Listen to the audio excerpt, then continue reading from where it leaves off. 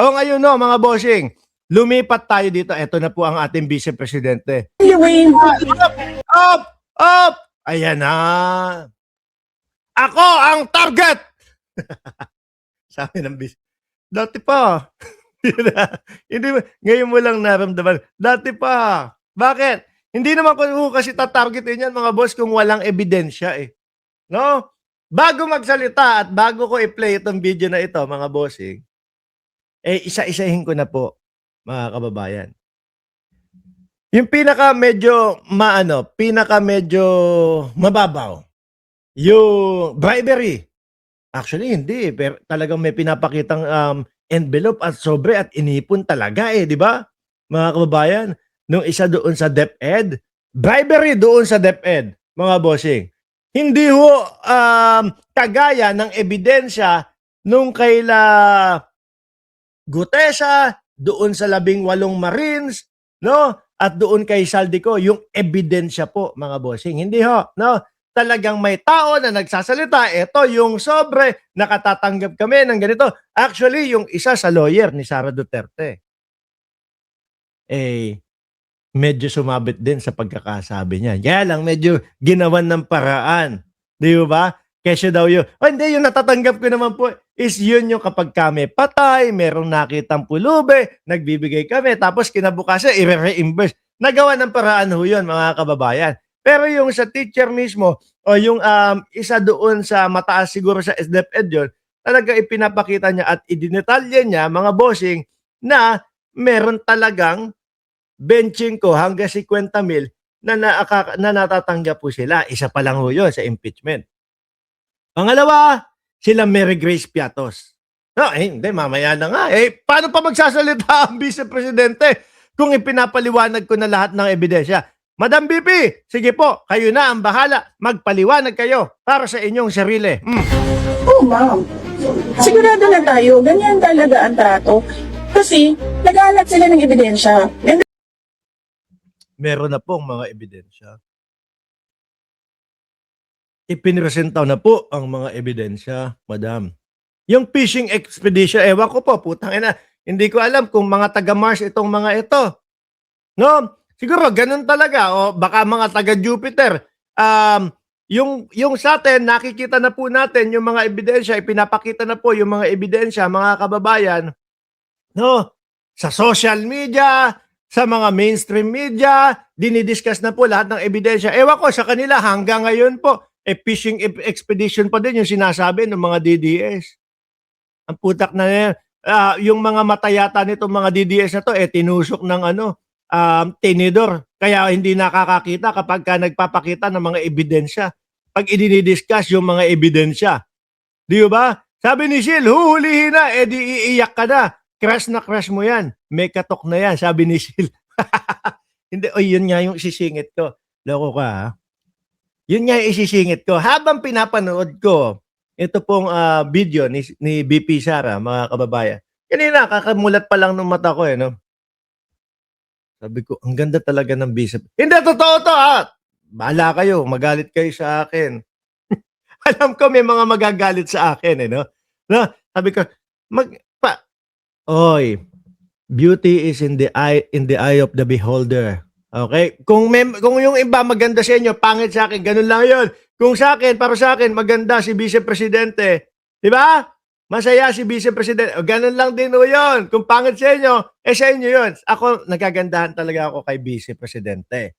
Okay? Sabi ko, ganda talaga ni Vice Presidente. Kaya lang ang problema, habang nagsasalita siya dito, parang parang alam niyo 'yun, mas matindi sa pagkalutang no? Kung yun dati, inaasar, binubuska, binabardagol natin si Atty. Leni Robredo, mga kababayan. Yung kay BP, talagang medyo parang lutang talaga Biruin mo, makakarinig tayo, mga bossing, no? Doon sa mga press conference na ang hinihintay ng mga tenga natin, yung mga pagpapaliwanag doon sa confidential funds. Pero maririnig natin sa Vice Presidente. Pupugot ng ulo. gustong pugutin ang ulo ng presidente kasi hindi na ibigay o hindi binigyan ng relos yung bata daw. O, di ba? Eh, sabi ko, maganda. Kaso talagang parang may hablig. Oh, game, tuloy, Madam BP. The only way, plano nila, iipitin namin ng iipitin to hanggang sa muntik na ito mamatay para Bakit umabot sa... Ulitin ko lang medyo nahilo lang ho ako. Okay, ulitin natin. oh ma'am, sigurado na tayo, ganyan talaga ang trato. Kasi naghahanap sila ng ebidensya. Naghahanap pa lang daw ng ebidensya pero may mga nakikita na tayo. Isa sa ebidensya ho, mga bossing, ang pagbabanta ng Vice Presidente kay Pangulong Bongbong Marcos, lahat tayo napanood yon, lahat tayo nasaksihan yon, mga kababayan. Diba? At kami mismo na i-download namin nandito sa laptop na ito yung mga video ng Vice Presidente at ultimo po ang HOR, House of Representatives. Meron din po silang kopya nun, mga kababayan. O, di ba? Yun, ebidensya na yun. Ano nga hanapin pa ebidensya? And the only way, Kasama ho yun doon sa impeachment, mga bossing. plano nila, iipitin namin ng iipitin to hanggang sa muntik na ito mamatay para Iipitin nila hanggang sa muntik na itong mamatay para... makuha namin ang ebidensya.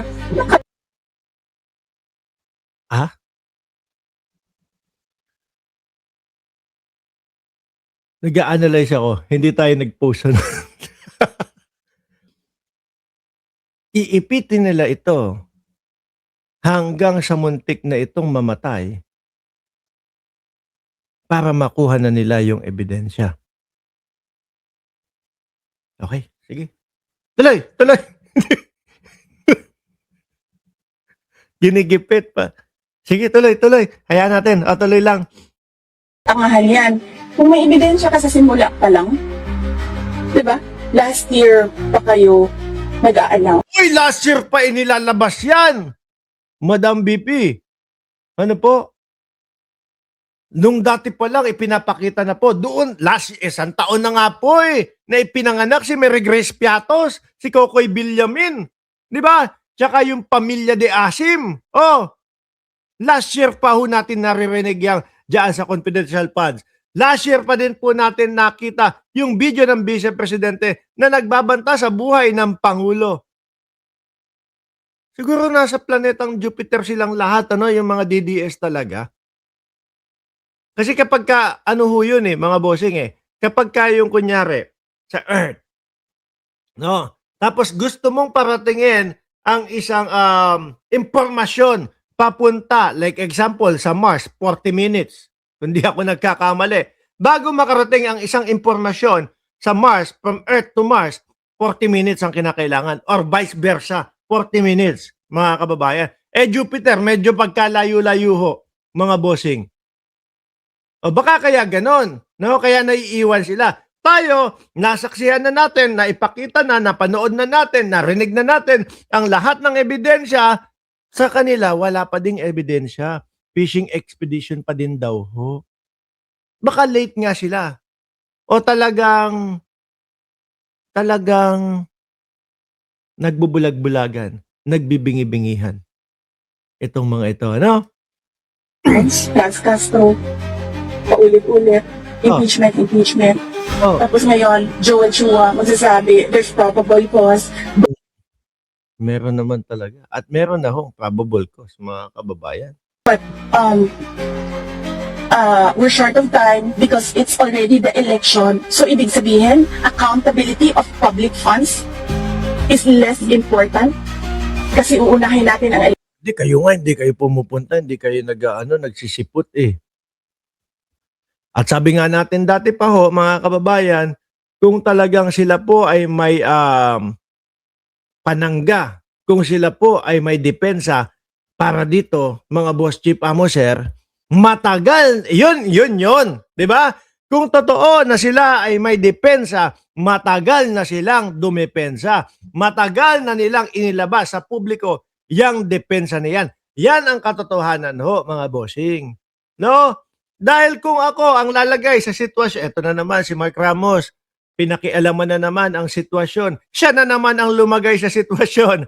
Kung ako po ang lalagay sa sitwasyon nitong mga ito at alam ko yung mga katotohanan at alam ko na ako ang nasa tama at kaya ko ipaliwanag lahat, ano po ang gagawin ni Mark Ramos?